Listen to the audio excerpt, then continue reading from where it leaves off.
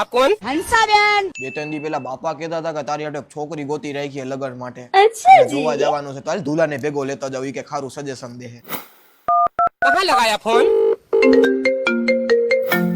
હાલો બોલ ને. એટલે 2-3 દી પહેલા એક બાયોડેટા આવ્યો તો છોકરીનો, એને જોવા જવાની છે. હાલ ને જ જોઈ આવી આપણે બે. ના, આવો આજે જરી કઈ મેળ નહીં. હવે આજે મારા પૈસા ગોતવા પડે એમ છે. કેમ પૈસા ગોતવા પડે એમ છે? ઓલી વખતે મેં સાયકલ નું ટાયર નહોતું બદલાવ્યા, જેનો ત્રીજો હપ્તો ભરવાનો આવ્યો એટલે હું પૈસાનો મેળ કરું છું.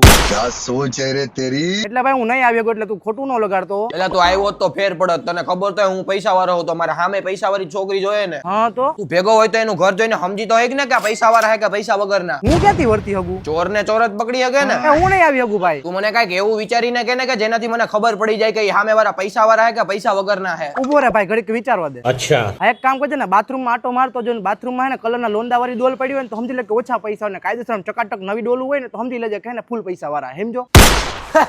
અરે વાહ કલેજા વાહ, એક નંબર કામ કીધું હો તે મને. તો પછી તારો ભાઈ કહેતો એ સાચી જ હતું. હારું, હાલો મને પૈસાનો મેળ કર દે, મારે બપોર પછી હપ્તો હે. હારું હાલ.